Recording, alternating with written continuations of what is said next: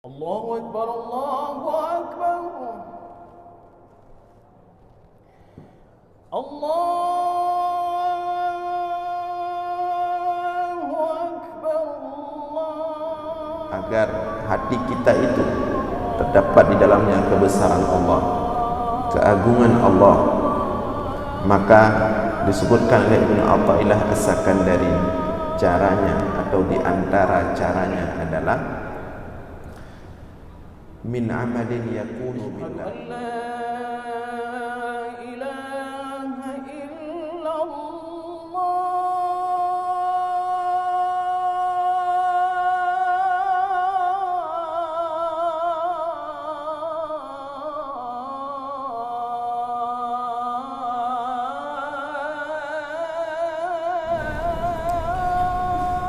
Assalamualaikum warahmatullahi wabarakatuh.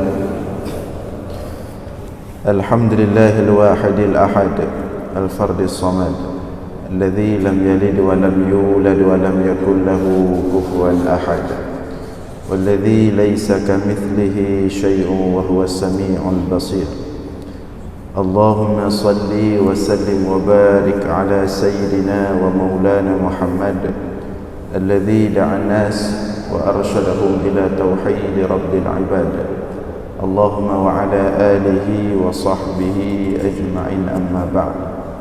Puji beserta syukur senantiasa selalu kita persembahkan kepada Allah Subhanahu wa taala, Tuhan yang esa pada zatnya, yang esa pada setiap sifat-sifatnya, yang esa pada setiap af'alnya. Tidak ada satupun makhluk yang serupa dengannya dalam bentuk apapun. Selawat beriringkan salam juga kita sampaikan kepada baginda Rasulullah sallallahu alaihi wasallam, pada seluruh keluarga dan sahabat-sahabatnya sekalian. Hadirin jamaah sekalian serta para pendengar dimanapun berada yang dimuliakan Allah. Kembali kita dalam ulasan singkat tentang ilmu tauhid, masih dalam rangkaian pembahasan hikmah Ibnu Athaillah As-Sakandari dalam kitabnya Al-Hikam. Pada subuh ini kita membacakan hikmah yang ke-50. Hikmah yang ke-50. Qala al-musannifu wa syarihu rahimahumullah ta'ala, la amala arja lil qulubi min amalin yaghibu anka syuhuduhu wa yuhtaqaru indaka wujuduhu. La amala arja lil qulub min amalin yaghibu anka syuhuduhu. Tidak ada amalan yang lebih tinggi nilainya bagi hati daripada amalan yang hilang darimu persaksiannya. Wa yuhtaqaru indaka wujuduhu, dan terasa rendah di sisimu wujud amalan tersebut. Tidak ada amalan yang lebih tinggi nilainya bagi hati daripada amalan yang hilang darimu menyaksikannya dan rendah bagimu wujud amalan tersebut. Yakni annahu la amala arja li hayatil qulub min amalin yakunu billahi walillahi ghaiban fihi amma siwahu ghairu mulahidhin fihi hududahu wa hawahu mutabarri'an fihi min hawlihi wa quwahu fa idza adharathu alayhi al-qudrah ghaba an shuhudihi wa saghara fi 'ainihi suratu wujudihi lima tajalla fi qalbihi min 'azamati maulahu fa saghara 'indahu kullu ma siwahu. Maksud daripada hikmah ini adalah annahu, bahwa sesungguhnya tidak ada amalan yang lebih tinggi nilainya bagi hati kita. Tidak ada amalan yang lebih bermanfaat, yang lebih bermakna, yang lebih berpengaruh bagi kebaikan hati melebihi amalan yakunu, yang amalan itu terjadi billah, dengan sebab taufik daripada Allah, walillah, dan dituju kepada Allah, ghaiban fihi amma siwa, yang tidak ada pada tujuan amalan tersebut selain Allah, ghairu mulahidin fihi hududahu wa hawahu, tidak ada kepentingan, tidak ada niat fihi pada amalan tersebut, hududahu, kepentingan pribadinya, wa hawahu, dan nafsunya, mutabarri'an fihi min haulihi wa quwahu, berlepas diri daripada amalan tersebut, berlepas diri pada amalan tersebut daripada upayanya dan kekuatannya sendiri. Fa idza adharathu alaihi qudrah, maka apabila kemampuannya menghasilkan, menampakkan amalan tersebut, ghaba an syuhudi, maka hilang amalan tersebut daripada perhatiannya, dia tidak memperhatikan itu amalan yang besar. Wasaghura fi aini suratul wujuhi, dan kecil dalam pandangan matanya akan wujud amalan tersebut. Lima tajalla fi qalbihi min 'azamati maulahu fasaghura 'indahu kullu ma siwahu, karena besarnya, ya, lima tajalla fi qalbi min 'azamati maulahu, karena keagungan Allah dalam hatinya, maka kecillah setiap sesuatu di sisinya selain Allah. Nah, jadi di sini pembahasan kita memang dalam beberapa hikmah sebelumnya tentang bagaimana memperbaiki hati, tentang bagaimana menancapkan keagungan dan kebesaran Allah dalam hati kita, sehingga benar-benarlah Allahu Akbar bukan hanya di lisan, tapi juga tertancap kokoh dalam hati kita. Nah, dalam hikmah ini salah satu cara agar hati kita itu terdapat di dalamnya kebesaran Allah, keagungan Allah, maka disebutkan oleh Ibnu Athaillah As-Sakandari, caranya atau di antara caranya adalah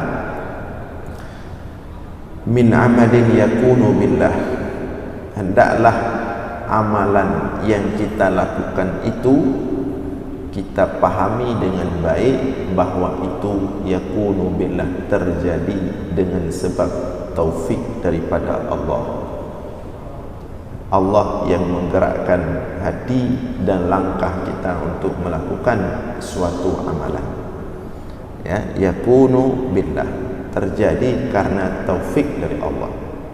Makna taufik, ya, Allah gerakkan seorang hamba untuk berbuat baik, nah, sehingga si hamba yang paham tentang taufik dari Allah ini, ketika dia beramal, dia tidak merasa dirinya sudah lebih baik dari yang lain, dia tidak merasa ujub, ya, sudah merasa diri lebih baik, merasa diri sudah baik, dia tidak merasa riya.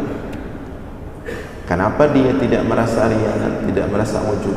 Ya, dia akan malu kalau merasa ujub dan merasa riya dengan amalannya, karena itu bukan dari dia amalan itu. Pada hakikatnya yang menggerakkan dia untuk beramal, untuk berbuat baik, itu Allah, atas taufik dari Allah.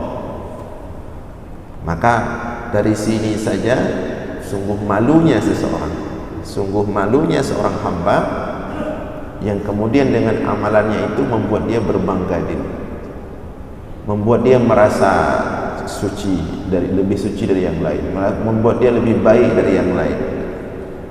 padahal amalannya itu murni yakunu billah, terjadi dengan sebab taufik dari Allah. Allah yang gerakannya.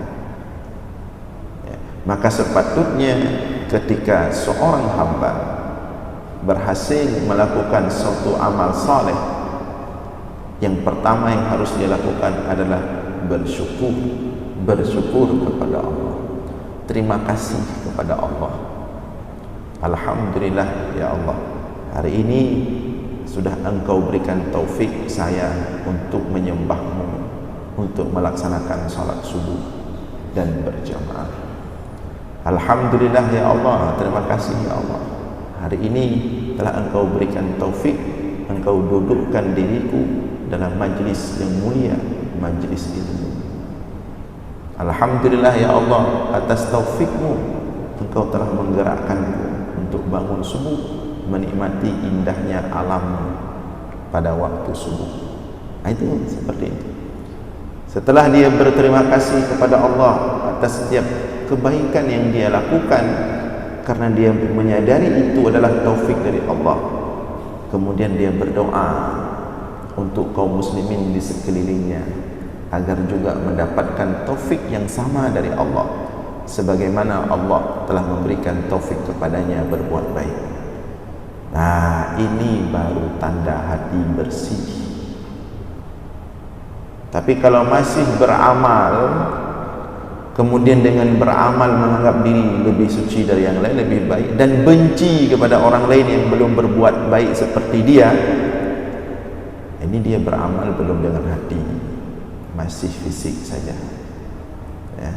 Amalannya jalan tapi hatinya kotor.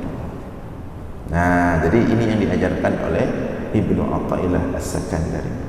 Jadi yakunu billah, agar amalan itu benar-benar dapat menghasilkan hati yang bersih, hati yang baik, hendaklah dipahami yakunu billah, amalan itu terjadi dengan sebab taufik dari Allah.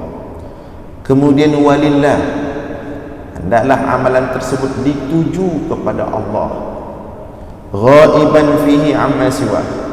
Tidak boleh ada dalam amalan, dalam tujuan setiap kebaikan itu selain Allah ya. Ghairu mulahidin fihi hududahu wa hawahu. Tidak boleh dalam tujuan amalan yang kita lakukan ada kepentingan-kepentingan pribadi, apalagi nafsu. Nah, jadi tujuannya mesti murni untuk Allah. Kenapa kita sholat? Sebagai bentuk terima kasih kita kepada Allah, murni karena Allah. Karena Allah sudah banyak sekali kasih nikmat ke kita. Nikmat yang sudah Allah kasih ke kita tidak sanggup kita hitung, terlalu banyak. Wa in ta'udu ni'mat Allah la tuhsuha. Seandainya kalian ingin menghitung jumlah nikmat yang telah Allah berikan, la tuhsuha, tidak sanggup kalian hitung, kata Allah. Mau kita bandingkan dengan salat subuh kita, tidak ada apa-apanya salat subuh kita dengan nikmat yang begitu banyak diberikan oleh Allah. Mau kita bandingkan dengan sedekah kita, tidak ada apa-apanya. Walaupun kita bersedekah satu gunung Selawah, satu gunung Uhud ya. Mau kita bandingkan dengan zikir kita, tidak ada apa-apanya dengan begitu banyak nikmat yang sudah Allah berikan. Apalagi kalau kita bandingkan dengan banyaknya dosa kita, kacau nampak juga. Maka oleh karena itu hendaklah kita beribadah murni karena Allah. Kita sering menyampaikan bahwa kalaulah sehari-hari kita dalam kehidupan ini terlalu sibuk dengan berbagai macam perkara dunia, ya tidak apa-apalah karena memang kita hidup di dunia. Tapi ketika kita sedang beribadah kepada Allah, ketika kita sesekali melaksanakan kewajiban kita sholat 5 waktu, hendaklah murni karena Allah. Be'iluwa semayang dunia, lala semayang di dunia. Iluwa semayang, mencari rezeki, mencari nafkah, mencari penghidupan.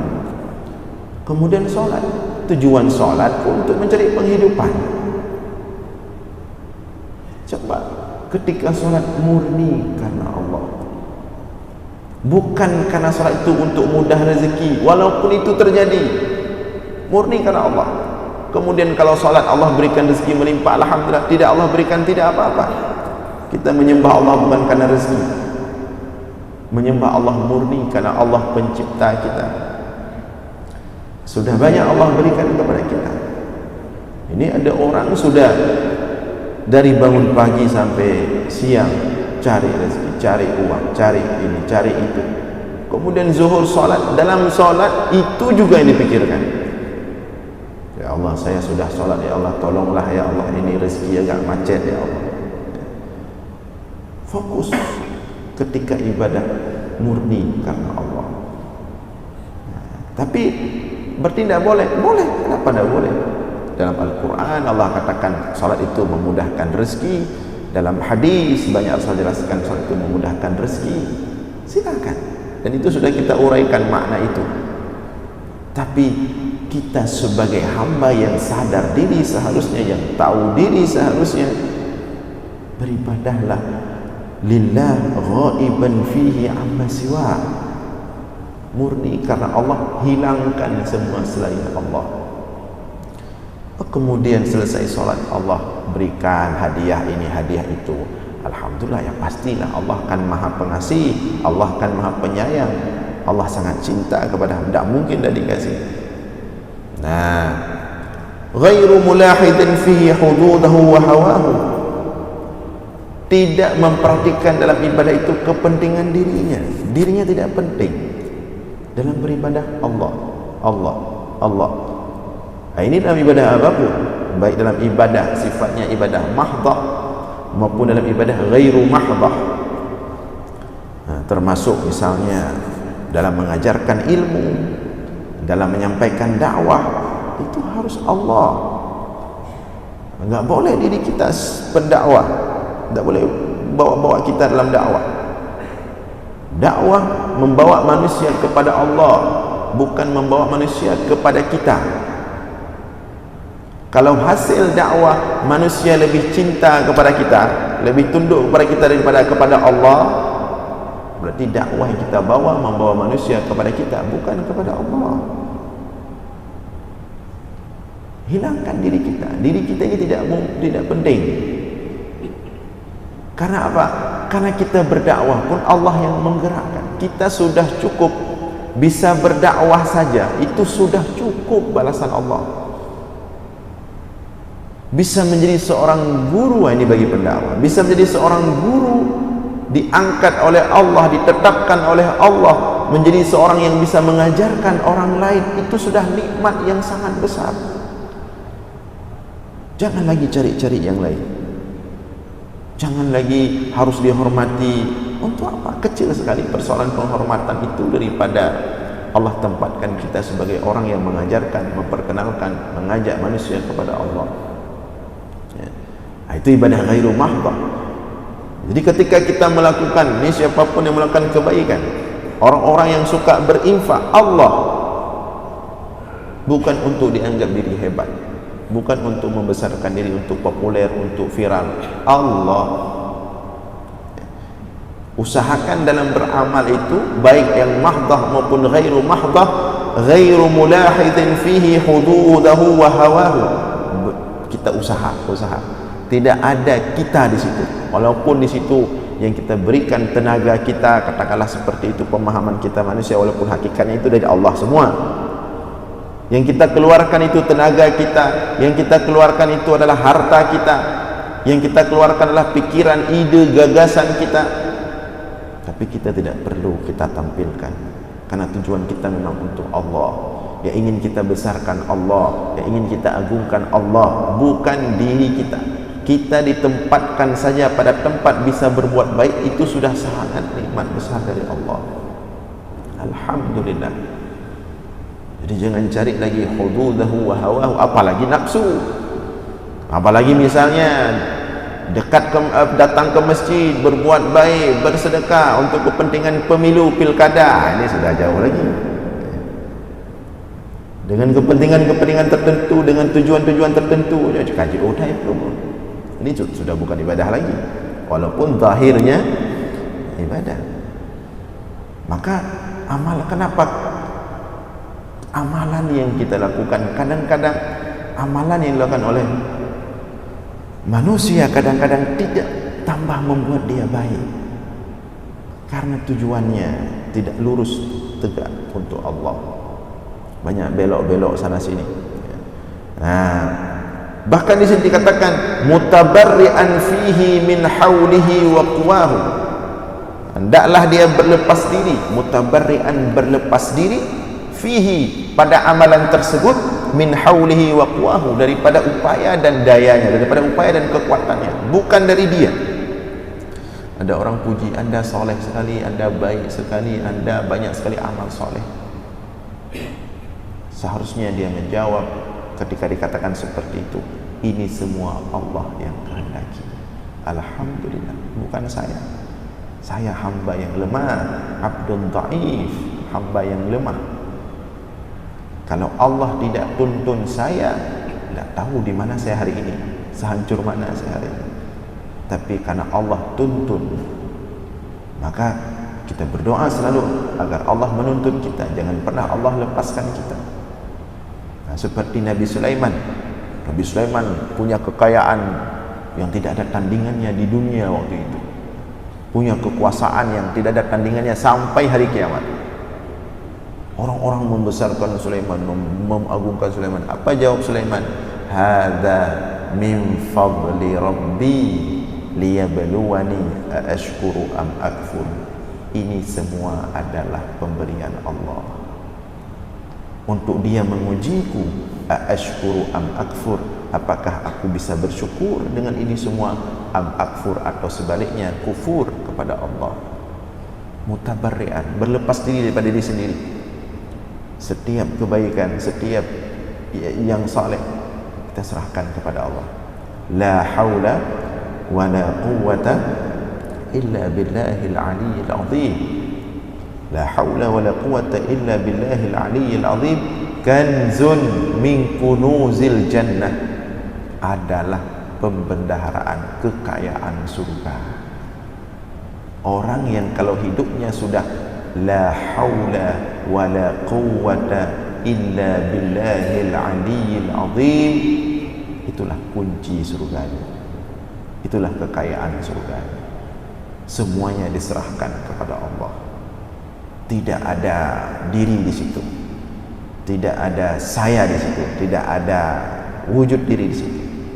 Nah, jadi itu maksud daripada Ibnu Athaillah As-Sakandari ketika mengatakan amal kita, perbuatan baik kita dibandingkan dengan kebesaran Allah tidak ada apa-apanya. Belum lagi dibandingkan dengan dosa yang begitu banyak. Nah, itu maksud daripada Ibnu Athaillah As-Sakandari. Atau yang sering kita dengar dalam ungkapan para ulama tasawuf, ya. Jangan ingat kebaikanmu, tapi ingatlah dosamu. Kenapa jangan ingat kebaikanmu? Karena kalau selalu ingat kebaikan, lupa terhadap dosa, kita hanya akan menjadi manusia yang terus merasa diri hebat, tidak sadar kekurangan diri. Amalan terus lakukan dan tidak perlu diingat-ingat. Yang penting alhamdulillah saja. Justru dosa kita ini bagaimana? Apakah sudah pasti diampunkan oleh Allah atau belum? Fa idza adharat alaihi al-qudrah ghaba an syuhudi wa saghara fi ainihi suratul judi.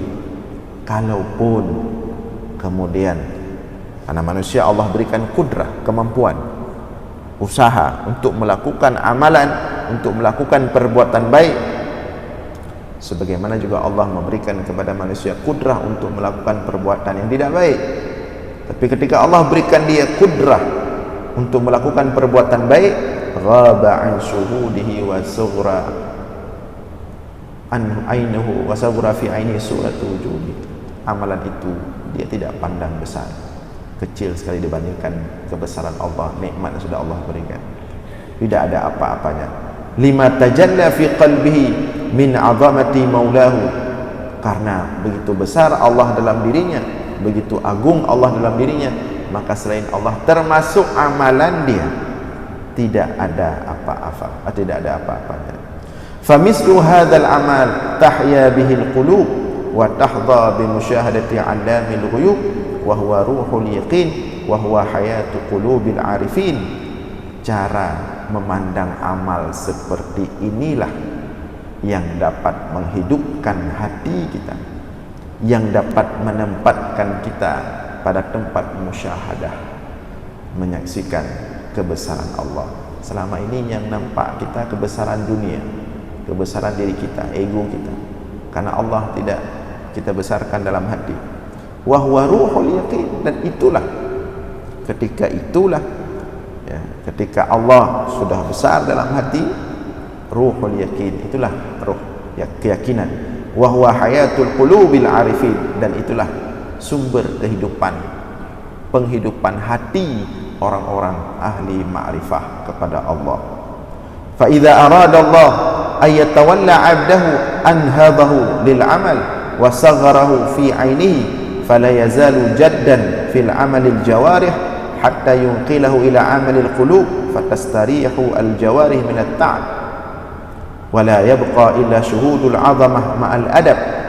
Apabila Allah ingin menjadikan seorang hamba itu kekasihnya, walinya, anhadahu lil amal, Allah gerakkan hamba itu untuk beramal, wa sagharahu fi aini, dan Allah buat amalan yang telah dia lakukan itu kecil dalam pandangan hamba itu. Fala yazalu jaddan fi amalil jawarih, kemudian dia selalu semangat beramal dengan amalan jawarih, amalan fisik, hatta yunqilahu, kemudian Allah pindahkan dia dari amalan fisik kepada amalan hati.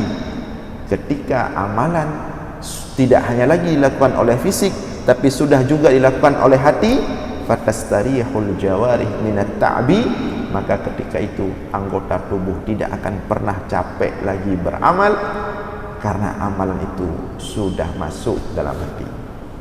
Jadi tidak ada lagi capek sholat, tidak ada lagi malas bangun sholat. Kenapa capek sholat? Kenapa malas bangun sholat? Seperti tarawih misalnya, baru 4 rakaat dah tanya-tanya pada 2 rakaat kan? Beliau sembahyang panjang dari beliau nafas, alhamdulillah kali datang. Lelah sekali kita ketika selesai sholat. Kenapa?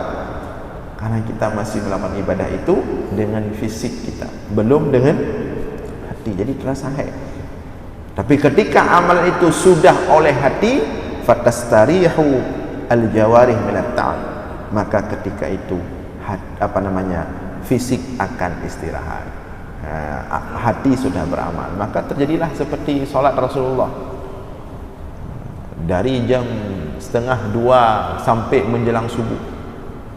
Kalau sujud seperti orang mati, kalau rukuk seperti orang mati, kakinya retak berjam-jam. Sekali solat tahajud 11 rakaat sekali solat malam 11 rakaat selama 3 jam 4 jam. Itu hasil kalau amalan itu tidak hanya dilakukan oleh fisik saja, tapi juga telah dilakukan oleh hati. Maka kenapa Rasulullah bisa bertahan seperti itu solatnya? Dan masih ada sekarang, walaupun tidak banyak, 1-2. Di Mesir pengalaman kami ada 1-2 orang syekh, malam Ramadan misalnya, dia itu memang khusus kalau kita mau salat sama dia itu ya harus siap 1 malam 5 juz misalnya, dari jam 2 sampai sahur, dari 3 jam misalnya, ditambah tarawih lagi, ada itu masih. Kenapa bisa seperti itu? Kenapa sanggup? Kita membayangkannya saja sepertinya mustahil kalau dibandingkan kita, ya. Wala yabqa illa syuhudul 'azamah ma'al adab, karena ketika mereka beramal, yang nampak bukan dirinya, yang nampak bukan fisiknya, yang nampak bukan kepentingan dirinya, tapi yang ketika mereka amal, yang nampak adalah syuhudul 'azamah, kebesaran Allah. keagungan Allah. Nah, hadirin sekalian yang dimuliakan oleh Allah, jadi itu yang dimaksudkan oleh Ibnu Athaillah As-Sakandari dalam hikmahnya ini.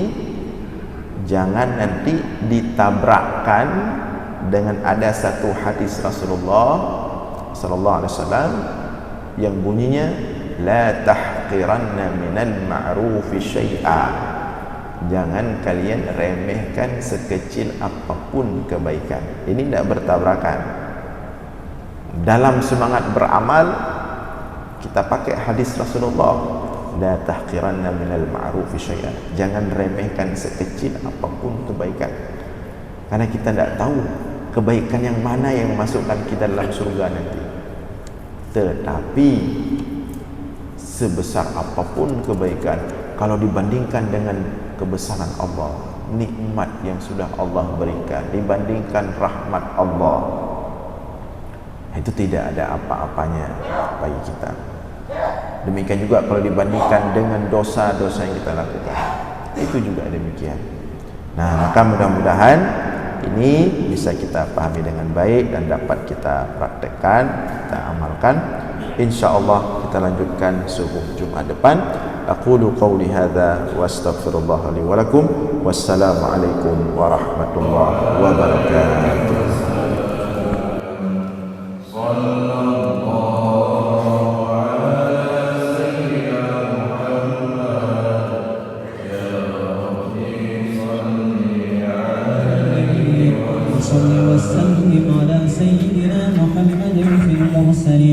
وصل وسلم على سيدنا محمد في الملأ الأعلى إلى يوم الدين. وصل وسلم على سيدنا محمد وعلى آله وصحبه أجمعين. ولقد أشرت لنعت من أوصافه تحيي القلوب تهيج الأشجانا. والله قد أثنى عليه فما يساوي القول منا أو يكون ثنانا. لكن حبا في السرائر قد دعا لمديح صفوة ربنا وحدانا. وإذ امتزجنا بالمودة ها هنا نرفع أيدي فخرنا ورجانا. للواحد الأحد العلي إلهنا متوسلين بمن إليه دعانا. مختاره وحبيبه وصفيه زين الوجود به الإله حبانا. يا ربنا يا ربنا يا ربنا بالمصطفى اقبلنا أجب دعوانا. أنت لنا يا ذخرنا في هذه الدنيا وفي أخرانا. أصلح لنا الأحوال واغفر ذنبنا ولا تؤاخذ رب إن أخطانا. واسلك بنا في نهج طه المصطفى ثبت على قدم الحبيب خطانا. أرنا بفضل منك طلعة أحمد في بهجة عين الرضا ترانا. واربط به في كل حال حبلنا وحبال من ودى ومن والانا. والمحسنين ومن أجاب نداءنا وذوي الحقوق وطالبا أوصانا. والحاضرين وساعيا في جمعنا ها نحن بين يديك أنت ترانا. ولقد رجوناك فحقق سؤلنا واسمع بفضلك يا سميع دعانا. وانصر بنا سنة طه في بقاع الأرض وقمع كل من عادانا. وانظر إلينا واسقنا كأس الهنا واشف وعاف عاجلا مرضانا. واقضي لنا الحاجات وأحسن ختمنا عند الممات وأصلح عقبانا. يا ربي واجمعنا وأحبابا لنا في ذلك الفردوس يا رجوانا يا ربي واجمعنا وأحبابا لنا في ذلك الفردوس يا رجوانا يا ربي واجمعنا وأحبابا لنا في ذلك الفردوس يا رجوانا بالمصطفى صل عليه وآله ما حركت ريح الصبا أغصانا سبحان ربك رب العزة عما يصفون وسلام على المرسلين والحمد لله رب العالمين. الفاتحة. وصحبه أجمعين. ولقد أشرت لنعت من أوصافه تحيي القلوب تهيج الأشجانا والله قد أثنى عليه فما يساوي القول منا أو يكون ثنانا لكن حبا في السرائر قد دعا لمديح صفوة ربنا وحدانا وإذ امتزجنا بالمودة ها هنا نرفع أيدي فخرنا ورجانا للواحد الأحد العلي إلهنا متوسلين بمن إليه دعانا مختاره وحبيبه وصفيه زين الوجود به الإله حبانا يا ربنا يا ربنا يا ربنا بالمصطفى اقبلنا أجب دعوانا أنت لنا يا ذخرنا في هذه الدنيا وفي أخرانا أصلح لنا الأحوال واغفر ذنبنا ولا تؤاخذ رب إن أخطانا واسلك بنا في نهج طه المصطفى ثبت على قدم الحبيب خطانا أرنا بفضل منك طلعة أحمد في بهجة عين الرضا ترانا واربط به في كل حال حبلنا وحبال من ودى ومن والانا والمحسنين ومن أجاب نداءنا وذوي الحقوق وطالبا أوصانا والحاضرين وساعيا في جمعنا ها نحن بين يديك أنت ترانا ولقد رجوناك فحقق سؤلنا واسمع بفضلك يا سميع دعانا وانصر بنا سنة طه في بقاع الأرض وقمع كل من عادانا وانظر إلينا واسقنا كأس الهنا واشف وعاف عاجلا مرضانا واقضي لنا الحاجات وأحسن ختمنا عند الممات وأصلح عقبانا يا ربي واجمعنا وأحبابنا